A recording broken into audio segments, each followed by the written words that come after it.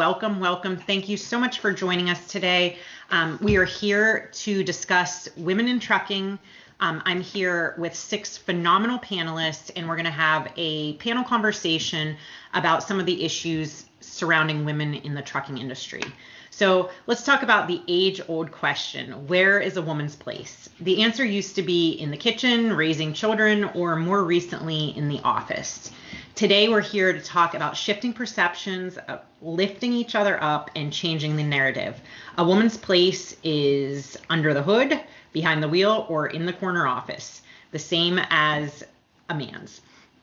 The transportation industry holds incredible career opportunities, and it's currently only made up of about 25% women.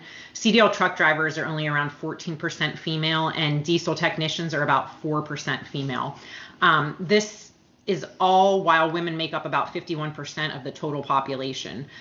In Ohio, for instance, where AIM is headquartered, the average salary is around $65,000, but the average salary of a person in the transportation industry is over $10,000 more than that.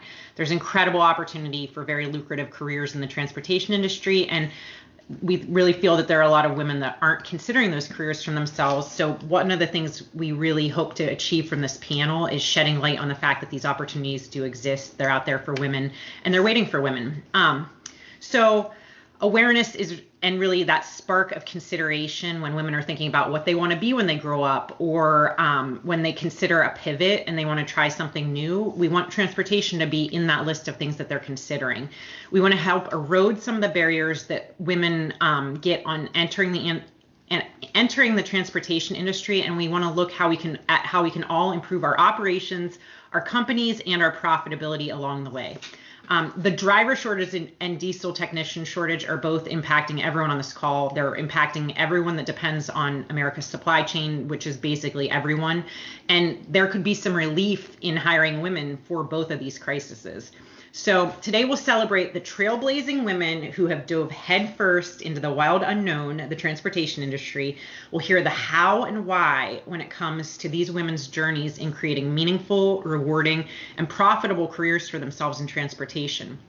It's my biggest hope that you guys all walk away from this panel feeling enriched by these stories, and that you can take something positive back into your company culture, into your life, and just feel good. That's really the point. So we're going to get started by asking each of the panelists to give us a brief history on how they got where they are today. They're all awesome, and we want to hear how the magic happened. So we're going to start first with Leah Shaver. Leah is the president and CEO of the National Transportation Institute. Hi, Leah. Hi, thank you, Jess, for the kind intro, and many, many thanks to you and AIM for hosting us again. As she said, I'm Leah Shaver. I'm the president and CEO of NTI, and we are celebrating our 30th year of service and support to the trucking industry by way of data, best practices, and programs related to professional truck drivers and technicians. We don't survey drivers, just their companies, but I still talk to drivers regularly because in 2019, I also joined SiriusXM as a talk radio host on Road Dog Trucking Radio. In fact, you guys can join me live this Wednesday from 11 to 2 Eastern on the air or on the SiriusXM app. And prior to joining NTI, I managed HR, recruiting, and retention at a multi-platform truckload fleet. I think we found out that most of us have something in common, and how I ended up with a variety of jobs there, and probably with this job too, is I said yes to every opportunity and asked for ones that didn't come my way. So we pair that experience that I had in HR with data and consulting here that we do with fleets all over North America to better attract and retain techs, drivers, and really, I hope, all workers. So it's really good to be back with you guys this year. It's great to have you back, Leah. I think this is your 4th year of doing this panel with us, right? Yes. And every time you bring something different and bring a perspective that I'm appreciative to have on this panel, you definitely know your stuff. Thank you. We actually have 2 Leahs on our panel. Leah is our favorite name this week. Leah Kiley, who's the general manager of Olympic Steel. Hi, Leah Kiley. How are you doing today?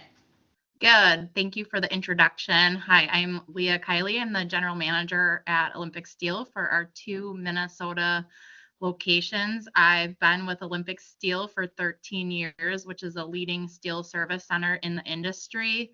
I started my career in inside sales and worked my way up the commercial chain with account manager, sales supervisor, divisional sales manager, and moving into a regional role. And then ultimately up to general manager, where I oversee the 2 facilities. The biggest advice I'd give any new employee that starts is to make it known if you want to move up, so people know you want to get the opportunities to grow, and don't be afraid to ask to be included in things, as well as ask a lot of questions, absorb all the information, and just really make it known to your organization and your team members and your boss that you want to be part of the conversation and the growth strategy within your company. So Olympic Steel has been highly supportive of that. So thank you for having me today. Leah, I love that. And that's something I talk to my team about constantly, is like, you do not get what you don't ask for. So I think that's so important to really plant that seed early. Next up, we have a really special panelist who's on, Cassidy Couey. Cassidy is a female diesel technician. She works at our Denver facility for AIM, and she's on, her name shows as John Redwine. I'm sorry, it's his computer and we couldn't figure out how to change it, but she is in fact Cassidy Couey. Cassidy, how are you doing today? I'm doing quite well. Excellent. Do you want to tell us a little bit about your story and how you got to be a diesel technician at AIM? Well, I tried the traditional college route and it didn't work, obviously, because I thought school was kind of not my thing. So my grandfather on both of my mom and my dad's side were diesel and auto mechanics. And then my grandfather on my mom's side was a trucker. And then my uncle is also a mechanic. So I'm a legacy mechanic. And it's always been something that clicks with me. I've liked cars. I played with Hot Wheels when I was little. I was really your typical tomboy as a kid. I preferred playing in mud. I preferred working on engines. I was like not your typical lady at all. And I think, I love your story, the fact that you followed in your grandfather's and your parents' footsteps and, saw that and let that be a prompt for you to take a different route. And at that age, to be able to identify college isn't right for me, is such a mature thing to, a mature way to look at the world. And we read so much and see so much about, student debt carrying, the weight of that for the entirety of your life or decades. And, you made a really savvy choice to kind of go the route less traveled. And that's part of what we're here today to talk about, is that opportunity might exist for other people. As you're mentoring your own children or people within your organization, and they're thinking, I'm definitely going to college. That's what all my peers are doing. There's no other opportunity. We just really want to open that conversation up for people to do what Cassidy did and choose a different path in transportation. So Cassidy, your story is such a great one. I'm so glad to have you here today. Next, we are going to move to one of the most inspirational women in the transportation industry in my book, Jane Clark, who works at AIM's affiliate network, NationaLease, and has, always been a big name around AIM and a big name around the transportation industry. She's definitely a trailblazing woman that I look up to. So Jane, so happy to have you here today. Will you please tell us a little bit about how you got to where you're at in transportation? Sure. Thanks so much, Jessica. So happy to be here with you guys again. What a great panel that you put together. So thank you. Yeah, my story, and we're hearing it a lot. It wasn't really traditional. It wasn't the typical way that you might look at it. I actually have a background in staffing and recruiting and did that for a number of years. And it was really just time for me to make a change. I was looking for a different industry and honestly just answered an ad on LinkedIn. So for those out there that have looked for jobs, it really does work. Answered the post on LinkedIn and came to interview with NationaLease, and really probably didn't understand what I was fully getting into at the time, didn't really understand the transportation industry, the leasing industry, NationaLease at the time, but couldn't have made a better decision. It's just been a pleasure. I've been here now for 14 years, and it's just a joy to get to work with companies like AIM. Primarily all of our members of our association are family-owned companies. And so it's truly a joy to get to work with family-owned companies in the transportation industry and help them to continue growing. NationaLease is just a great organization. And I'm sure we'll hear from those folks, the folks that are at AIM. We do feel like a family. We feel like we treat each other like family, and it really is something I never really expected, but I'm so grateful to have been given the opportunity to be part of this organization and this industry. Well, I know us at AIM we love working with you, and have always just admired you and been happy to have you be part of the AIM team as well, and present at events, and always on this panel today supporting us. So thank you so much. Up next, we have one of my favorite coworkers in the world. She's a wonderful person to work with and an incredible asset to AIM. Susie Bear, our Vice President of Talent Management. Hi, Susie. How are you today? Hi, Jess. It's great to see you and everyone else on this call. Thank you for asking me to be here today. I'm super excited. So like Jess said, for being here. Do you want to tell us a little bit about how you made it into the transportation industry and to such an elevated level within the industry at that? Yes, absolutely. So again, thanks again for having me. So I've been with AIM. I'm the Vice President of Talent Management for AIM, and I've been here for 3.5 years. I was actually hired to be the Director of Recruitment, but I've been recently promoted to my role. But I will say I have a very eclectic background. I have a very eclectic career path. So if any of you kind of look me up on LinkedIn, you'll say, how did she get here? But honestly, recruitment is in my bones. Prior to coming to AIM, I was in the healthcare industry recruiting for home health and hospice nurses, as well as other disciplines. So to your point, Jess, being able to pivot into a career like transportation, I absolutely did pivot. I had a recruiter call me about the director job at AIM, and I knew that I could do the job. I was confident in my knowledge of recruitment, and I knew it was just as hard to hire truck drivers and diesel mechanics as it was going to be to hire nurses. In fact, during my interview, I asked the question, as anyone in closing when they're interviewing, is what would prevent you from hiring me? And Scott Fleming actually said you have transferable skills that would translate into the trucking and transportation industry, and that's always kind of stuck with me.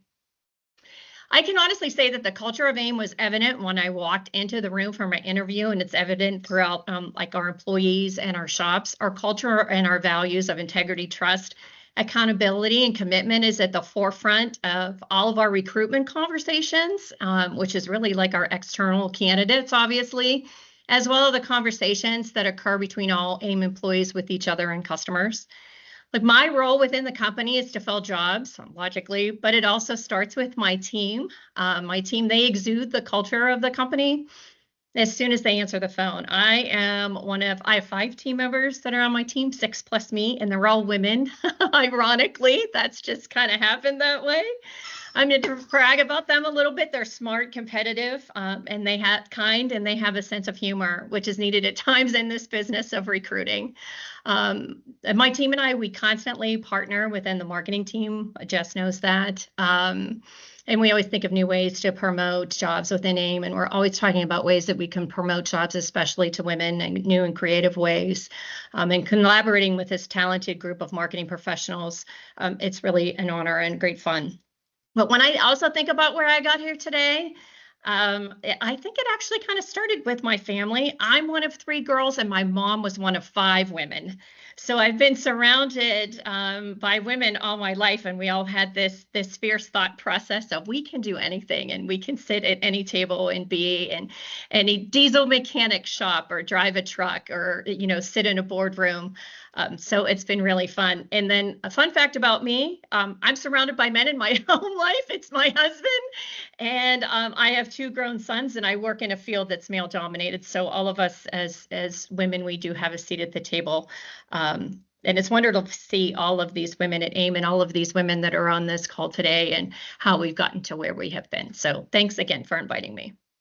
Thank you, Susie. And I loved what you said top to bottom, and I agree with you about AIM. But one thing I do want to say is having you come on board and us working so closely. I see the power in female friendship and collaboration within AIM.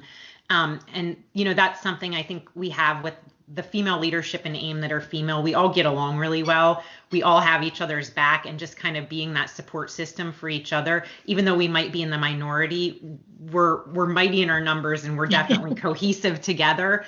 And there's power in that, you know, and I can look at you and say, Susie's doing it, I can do it too. Susie has a voice, I can have a voice too. So I really appreciate that fact about you, and I love working with you. So and what Jess. you said was great. Likewise. So last but definitely not least, we have Jenny Buenrostro, the fleet manager at Source Logistics. Jenny, how are you doing today?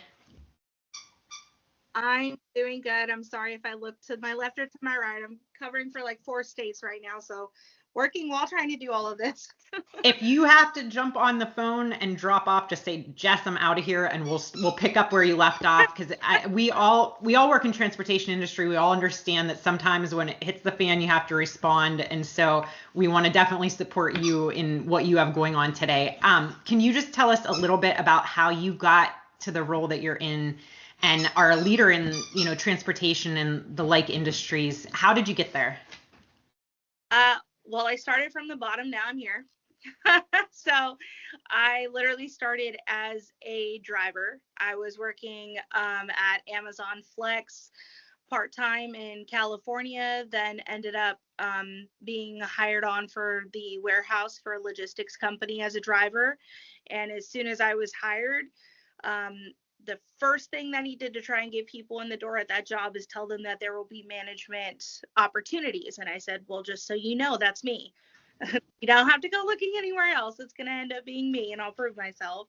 So I went from starting out driving, delivering, learning a new area, to dispatching while on the road driving. And then within a month, I was pulled behind the desk to coordinate schedules and hire on new drivers and figure out all of the back end paperwork that was needed for the company starting up. I was the first DOT certified driver for step van for that area. Then I became in charge of handling all of the training and medical documents for that. I was there for 2 years, basically built the company from the ground up. Suddenly moved to Arkansas for whatever reason, but I would not change it for a thing. And saw an opportunity here for a fleet manager. So I was a operations manager over at DSP Logistics at Amazon. Now I'm a fleet manager for an over-the-road trucking company, and I manage Indiana and Ohio states right now. So it's definitely been some major strides and a great learning experience, great opportunity. And I've loved every second. You're definitely a Swiss Army knife, and I love too how you kind of talked about the same thing Leah talked about, asking for that opportunity, not just waiting for someone to come and say, hey, you look like you want it promoted.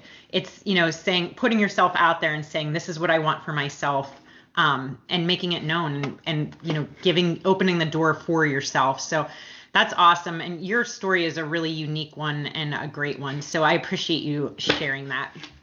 So thank you. In past years, we've touched really heavily on women in the profession of driving. We're definitely going to talk about that a little bit today. A lot of you on this call employ drivers, and the issue of staffing hits really close to home. We are also going to open up the conversation today to talk about diesel technicians. We have Cassidy on the line, who has firsthand experience on what it's like being a female diesel technician. She's at our AIM shop. And what we're really seeing is the shortage of diesel technicians is rivaling that of the driver shortage. You know, Susie and I work on the AIM side of trying to staff diesel technicians, and I know our cost per hire for that is really difficult. And a lot of you out there are maintaining fleets. Hopefully you're getting your maintenance from AIM. If you're not, you should consider it, because we're very, very good at truck maintenance. But if you are trying to staff diesel technicians yourself, you know what a challenge it is. If you're running an operation, you know what your cost of maintenance is, which is, creeping up and getting crazy. And it's really, important that you're maintenance facility, whoever it is, external or internal, is keeping your truck safe. So your cargo is safe, your driver's safe, your company's safe. And the shortage is really affecting every single person who is dependent on America's supply chain.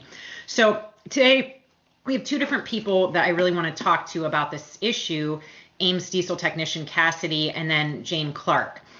Jane, the American Trucking Association estimates that the transportation industry will require about 200,000 technicians over the next decade.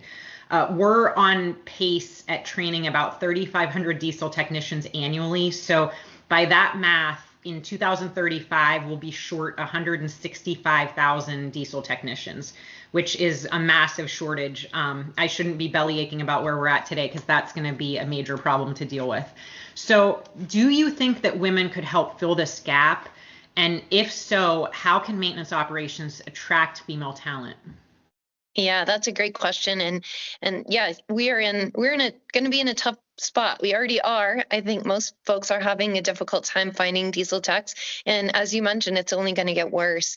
And the answer is yes, women can certainly help. We have proof of that right here on this call with Cassidy. Certainly, those are jobs that women can do. And if we're not looking to that pool of candidates, we're excluding half of the potential population that could take those jobs. But when you walk into any shop anywhere around the US, you'll definitely not see half of the mechanics. Half are not women. So there's certainly some work to do there. But yes, anytime we can expand the pool of candidates that we can look to try to fill any kind of position, certainly we'll have better success. And so the second part of your question, I think, is how can we attract them? And I know Cassidy will probably give us some really good insight in a moment, but I think it really all starts, and when you're doing any kind of recruiting, it always starts with culture. So you want to make sure that the culture that you have is in line with the people that you want to bring in. And so in this case, if we're talking about bringing more women into these particular kinds of positions, what kind of culture are you building in your own shop? Is it conducive to bringing in women? Do they feel comfortable there? So taking a really hard look at what your company culture, what your shop culture is, and is that going to attract the people that you want, whether it's women or others? If you see that there are other populations missing from your shops, maybe that's another place to look, is how can we build our culture so it will create an attractiveness to all of those people that we might not be otherwise taking a look at. And then I think secondly, after you build your culture, you've got to tell people about it. And I know both of those things are things AIM does really, really well. I know you've been named a great place to work several times. I think recently your CEO was named one of the most loved CEOs, which very, very well deserved honor. But those are things that you have actively done to build your culture, to make it a place that's welcoming to people. And I think you do a tremendous job, Jess, and your team marketing that and letting people know that this is a great place. So I think those are a couple great examples of how you can attract more women, but we have a long way to go. And I think AIM would even agree with, looking at your own shop, there's a long way to go. We need more Cassidys. We need more women. We need to make it a place that it's more attractive to people outside of that stereotypical mechanic that we've all seen and that we all have. So, I think there's some work to do, but I think it's very possible. And I think we're going to hear how rewarding of a career it is. And career in diesel technician in this industry can be very rewarding for anyone, and for women especially. So I think there's big opportunities. Absolutely. And that's a perfect transition over to Cassidy. So Cassidy, I want to ask you, what made AIM, you have your pick in Denver, I'm sure, there's a ton of maintenance facilities and there's a shortage of diesel technicians. So you had your pick of a bunch of different places to work. Why did you choose AIM? I chose AIM because I like the work environment. When I came in for my job interview, I feel like it comes from inside of my heart. Like, I can feel if it's a good work environment, and my heart essentially feels home here. Like, you want to be home when you're not home, essentially. And I like the environment here. Sure, I'm the only female technician here, but I like working with all the guys around here. We're all funny. We all joke around. We're just a bunch of friends all around here, all together.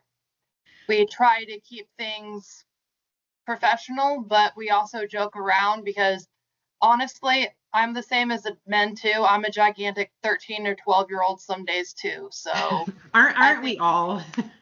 yeah, I feel like if you are serious and keep like a mad face all the time, you're not really it's not really a great thing to be around. Absolutely. And I really appreciate, top to bottom, your candid answer about working in a shop and what it's like, because, we don't always have transparency to what behind the scenes it feels like, but I'm so glad that you have that family feel. And that's definitely what I experience on the office side of work at AIM is, we are like a family or like a group of friends that we support each other. So I'm super glad you feel that way in the Denver shop. That's just great to hear. Okay, one more question for you, Cassidy. What would you tell other young women who might be considering becoming a diesel technician but are thinking, I'm not going to fit in, or that's not for me, or I'm scared of that, or I'm intimidated by that profession?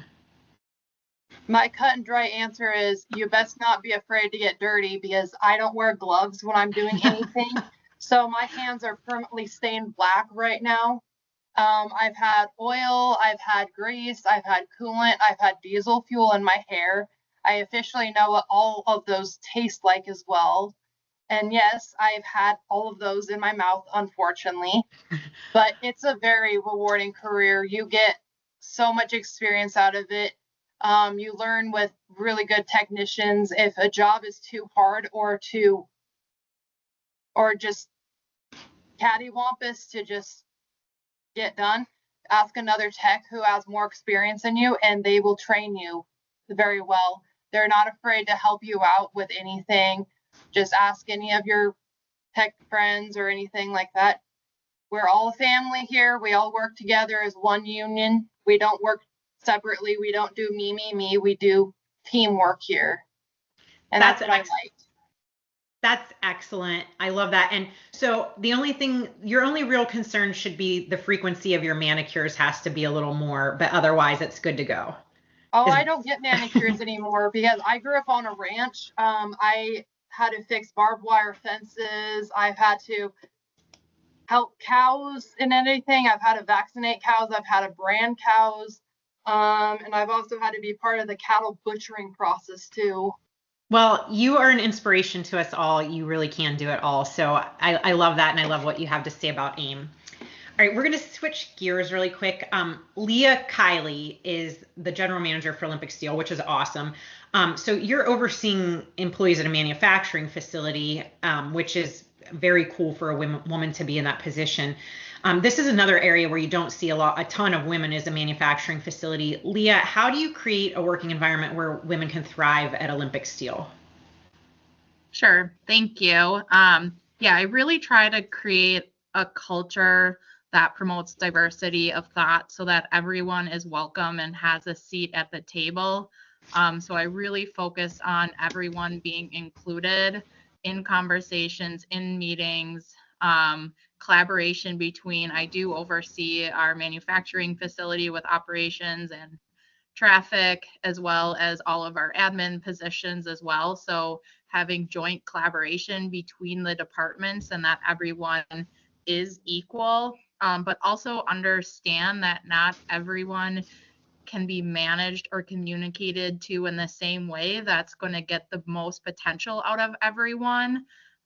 So really being mindful and being adaptable to everyone's different styles between men, women, different generations, etc. So really having a focus on adaptability to communication and working as a team. I also really encourage any women within Olympic to reach out to other women within the organizations. We have divisions across the entire company and to establish and build relationships above and beyond those within their divisions, to just ask if they've been through a scenario or just have someone else to bounce ideas off of. And then also encourage women to get involved in the different divisional sponsored activities, different learning opportunities that may come about. And within the manufacturing facility, really emphasize being trained on additional cross-training facilities so that you can continue to hone in on your skills and grow and develop. So kind of goes back to what I said in my introduction, just being vocal about where you want to be and how you're going to get there as part of the culture here within Olympic. And then one of the other, I would say, emphasis that I have and has been a huge help for me in my career is finding a mentor that you can look up to and to have someone kind of take you under their wings and someone you can bounce ideas from, go to if you have questions, and someone that's looking out for you within the company and that you can communicate. So I really do encourage that for all women, but also men too, because it's a great tool to have, and to have that connection, to have someone help you get to where you want to be, and ask them to be included in events or networking events or opportunities, or ask them what you can get involved in as your mentor to help you grow. So really focus on a culture here of inclusivity at Olympic and having everyone at the table, and that really helps feel that women have opportunities to grow here. And Leah, I love that you touched on mentorship. I think the importance of mentorship is unlimited in my estimation and has helped me with my own career immensely. I'm actually Jane, I know from talking with some of the marketing staff at NationaLease over the years how much of a positive impact you've had as a mentor. I've had you mentioned to me by a couple different people that, your influence has been really great there on them. Can you speak to the importance of mentorship in a woman's career path? Yeah, I definitely am a big proponent of mentorship, both finding a mentor for yourself and also then, of course, mentoring others. I know when I came to NationaLease, I had been fortunate in my previous career to have some great mentors. And when I came here and first of all looked around and found that there weren't a lot of women that were in positions like mine, or in positions maybe a few steps ahead of mine. And so I really was very intentional about going out and seeking out some mentors, some female mentors in this industry that I could talk to, learn from, share ideas with. And I was very fortunate to find a couple of women that had some great experience in the industry, that were a few steps ahead of me in their career, and that were willing to take the time to answer my questions, bounce ideas off of, and really share their knowledge and insight. And it really has made a huge difference for me. And I'm still in touch. Both of those women are now retired. I still stay in touch with them. I still learn from them to this day. So I would say to young women, certainly it is important to try to find those mentors. And sometimes they're not just going to show up on your doorstep. You really have to go out of your way and really look for someone to mentor you. But the good news is, right here, there are several women right here on this panel, a lot of women that are listening in today that all could be tremendous mentors. So I think there's a lot, I don't know how much it's increased in the 14 years that I've been here, but I certainly have grown to know a lot more women in the industry that all would be fabulous mentors for anyone that's coming up now. So, and then of course, if you have the opportunity then to kind of pay that forward to someone, there's a lot of joy. I feel like the people that I've mentored, I've learned more from them than they probably learned from me, because there's always a different perspective, and getting a chance to hear those questions and really think about how you can help. So it's a joy on both sides to be a mentor, to be a mentee, and certainly something I think is important. And especially as women, we should seek those out. I could not agree with you more. And I do want to emphasize what you said about, and I think you can have a bunch of different mentors, both formally and informally in your life. But for me, the importance of having a male mentor in my life has really made a huge difference. Matt Svankara, AIM's COO, has worked very closely with me on my career. And if I have something that I want to discuss with him, the strategy, how I want to move forward, he gives me that time and, gives me his advice. And having, both male and female mentors in my life has hugely changed the course of how things have went. So I could not agree with you more. And Susie, I'm going to hit you up on this note too, because I think we share a similar mentor, and Patty Durkin has been there for kind of both of us and a guiding force and an example. She's the recently retired Chief of Human Resources at AIM, and she has been hugely impactful in my career. And I know you've spent the last few years getting really close with Patty. Would you like to talk about mentorship, both giving and receiving, and the impact it's had on your career?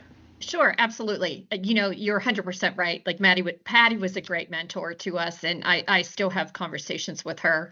And even today, that I stand by this motto of, and I tell my family this and my team, you have to surround yourself by people that make you better.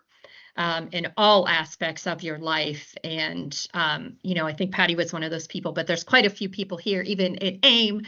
I was new to the industry, as you all heard me say, so I had to find some friends and some mentors rather quickly. And I can honestly say that finding a mentor is by asking a lot of questions and being a really good listener and trying to pay that forward as well. I had a conversation actually with Patty, and she had connected me with a friend of mine who's now I can call my friend from NationaLease, Sylvia at CTI. And I reached out to Sylvia and talked to her consistently, and she's in the recruitment role, and just asked her about this industry. And again, is asking questions and building a mentorship and relationships. And she and I, talk here and there. And they provided me with the industry knowledge, but they've also allowed me to kind of spread my wings and to not be afraid to try. You can never be afraid to try some new things. But yes, finding mentors is the backbone. Even with my team in terms of giving to paying it forward, I started a book group with my team, and we do that during our team huddles. So we'll read like a business book. One of our first books that we read was called The Energy Bus, and we talked about having positive energy. And I think that even from hearing that from my team, they've taken some of those messages from that book and have used that in their personal life as well as their professional life.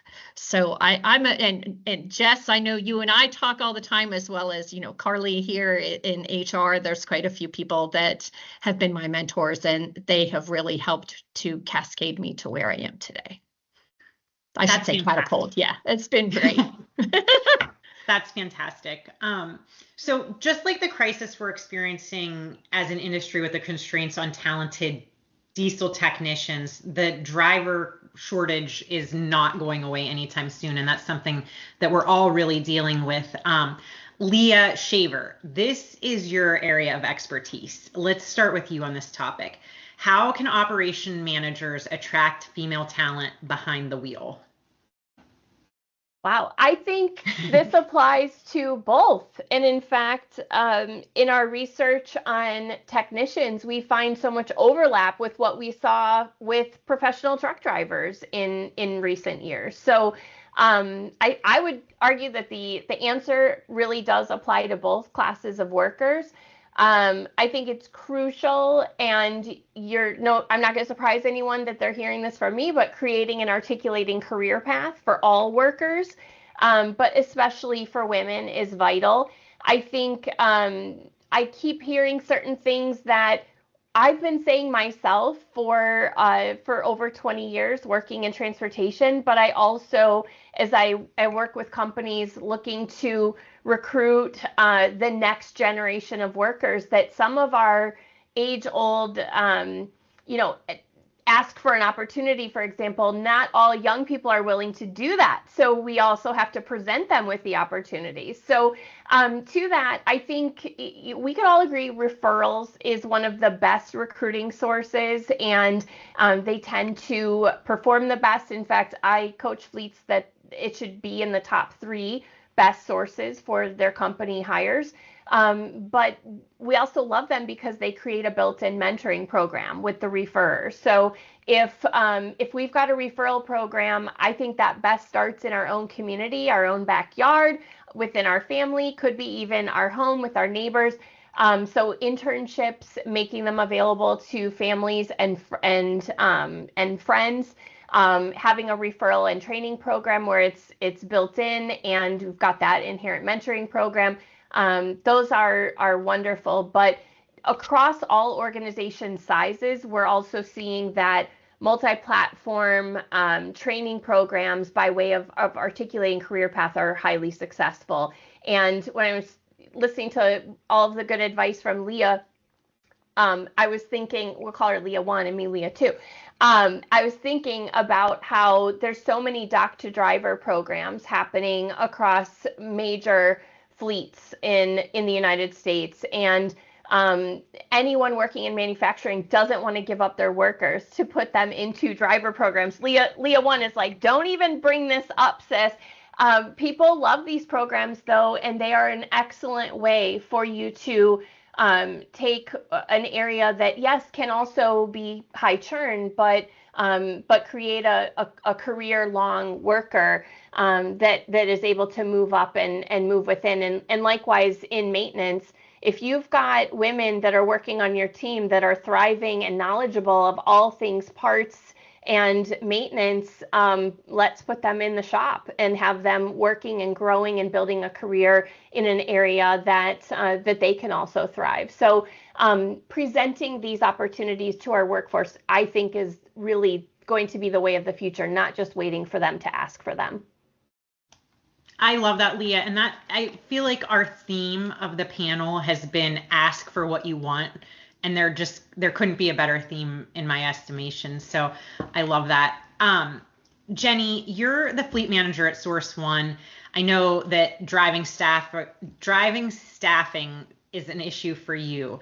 So how do you think you can attract more female talent behind the wheel in your position? So for our company specifically, it's very, very, very difficult. We deliver to prisons and jails. So it's very hard to attract that, women to want to do that. Mm-hmm. First thing that I automatically promote is safety. We have certain protocols in place that limit visibility. It limits any liability on the driver, and it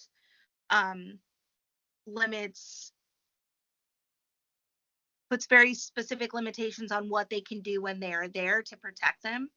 I also make sure that my drivers are comfortable with me and coming to me about any safety concerns that they have for a facility specifically, any staff concerns at a facility, trucks, trailers, electric pallet jacks, anything of that nature. I want to make sure that they have everything that they need to get the job done correctly and safely for them. So that's a lot of our facilities that have any type of challenges for physical works. We make sure to have the sorry, had something pop up on my screen. We make sure to have the technological advancements to reduce the physical demands by like providing electric pallet jacks, having facilities equipped with forklifts, anything to assist our drivers with any of that, strenuous physical activity.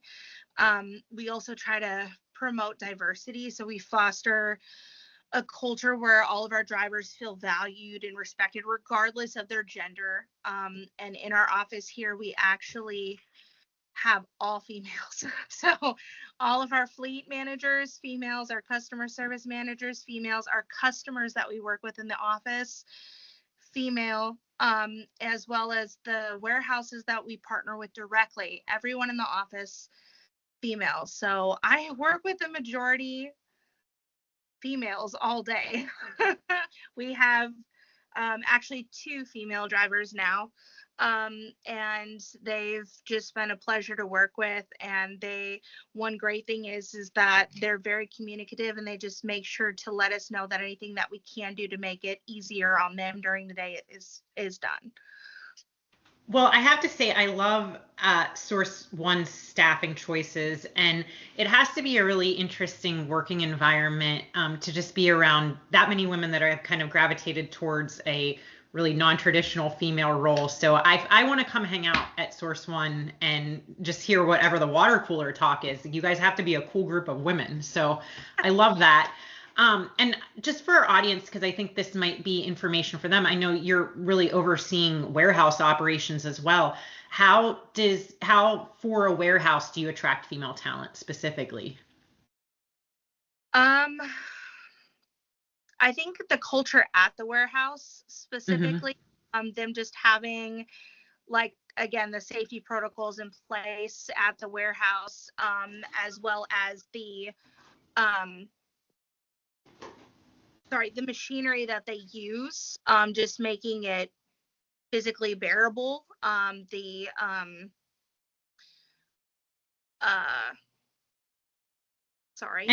I'm sure a lot of it is, there's a lot of overlap with the drivers, and that's, it comes down to culture and making sure that everybody feels safe, part of the team, and appreciated. Yes. Safe as well as communication is number one.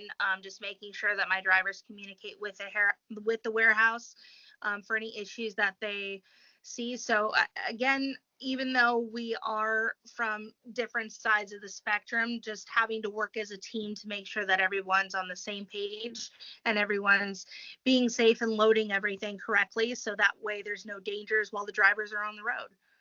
Absolutely. All right, so my last question is for Susie.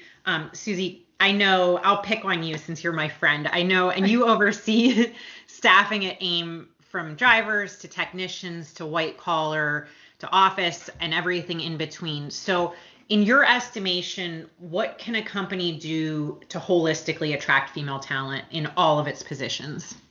That's a really good question. And I think, Jane has kind of talked about it as well as Leah, that, showing women in our social media aspects, right, is showing the culture and depicting that, which I think you and your team do a really good job. But also other parts of that is, when you go to recruiting events, we still do some boots on the ground pieces of things, and we'll go to schools, or we'll go to recruiting events. And it's really rewarding to me is when myself and my team members go into a school, and we are the only table that has women that are there to recruit their talent. And then by that happening, you have some of the female diesel mechanics that'll come over and talk to you. They feel a little bit more comfortable about that. So I think that's a really good piece of things, but really talking about your culture and depicting it in all aspects of whether it's somebody that's in the office that's doing finance work, or it's somebody like Cassidy that is in the shop, or like we have Amanda that was promoted from a driver into a safety manager role, and being able to promote that via social media or on our career pages. I think that speaks volumes. Absolutely. And I love, that's so savvy of you. And I never thought about it that way, but just at the career fairs, having the table of women, like that creates an opening, inviting environment for other women to come to engage. So absolutely. Yeah, I love that. All right. Does anyone else on the panel have anything they'd like to share about creating a workplace where women thrive? Leah? I can wait. Do you want me to wait? Oh, Cassidy, do you want to go first? Cassidy can go first.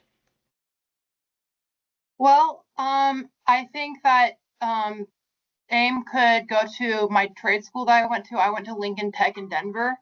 And you guys can go and show what our work environment is like to promote more technicians that are female, and just spark an interest with us. That would be very important if you guys could go to career fair and just tell the word how you guys are and what you guys provide. As of right now, I've been with you guys for almost 6 months, and I feel like I've never been happier in a work environment. ever in my life. This is the first work environment that I can feel at home when I'm not at home. That's what I have a saying for. Well, that's fantastic, and I really appreciate you sharing that. And I'm sure Susie will pass on that career fair opportunity Yes. to our career fair expert, Joey L. Yes. Yes, And- excellent. And Lincoln Tech And is on our this- radar, so thank you, Cassidy. We'd love to hear that. And I'm more than happy to go to the career fields too in my mechanic uniform and just say, hey, this is how it works in our shop, and just be open and honest. I'd be happy to promote you guys at a career fair at schools, trade schools. I'd be happy to do it. Wonderful. Well, that's awesome, Cassie. We might take you up on that. Thank you so much. There's that built-in referral program that we were talking about. Absolutely. What Cassidy said, though, it brings to mind what I was talking about before with regard to community and recruiting in our communities like schools. But starting early, having your driver be allowed to bring a truck and do a touch a truck event at their kids' schools.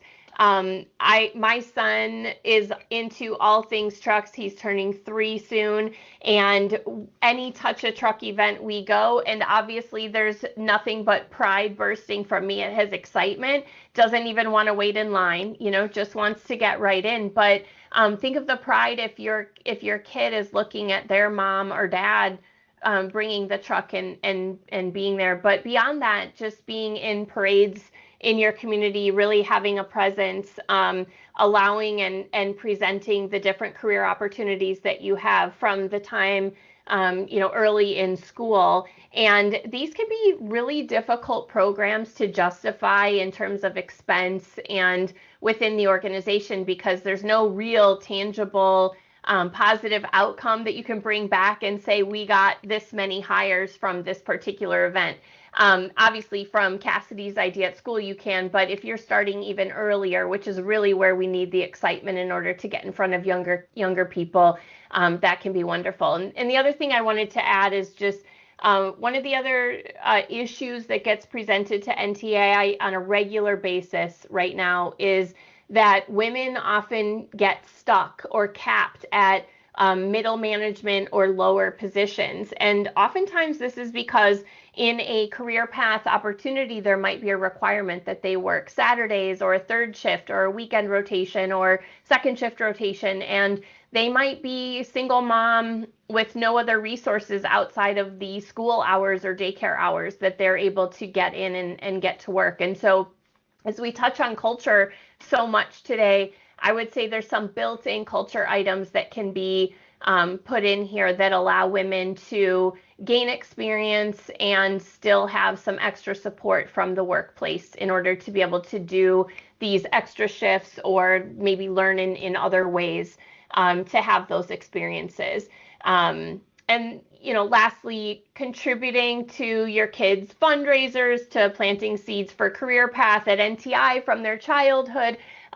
We present and highlight all of our kids and all of our data sets and their excitement to work in trucks and to work around trucks and be proud of trucks. And so, never having to force your employees to choose between work or priorities home, but still while presenting these opportunities for them to grow and thrive in your workplace is one of the best ways that you can encourage women to not only apply for a position at the front end by way of an online ad, but also from within the organization to grow.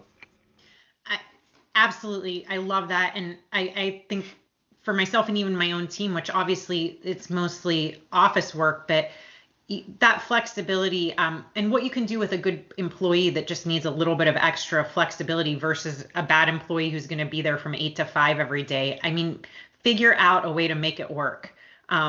We all have responsibilities that exist outside of the workplace, and there's a way you can make it work. So I love that. And I think that's a really great message to close on.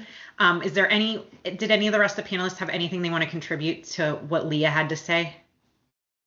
she said it really perfectly, so I don't want to smudge it from there either. In closing, I just want to thank each of our panelists for being here today. You're all 6 really motivational women, and just spending this time together felt good. I feel motivated and refreshed, and I like it. So as women and members of the transportation community, let's not forget to lift each other up. We are small in our ranks, but our greatest successes can be found together. So thank you for being together here with me today, and I hope everyone has a fantastic day. Thank you, guys.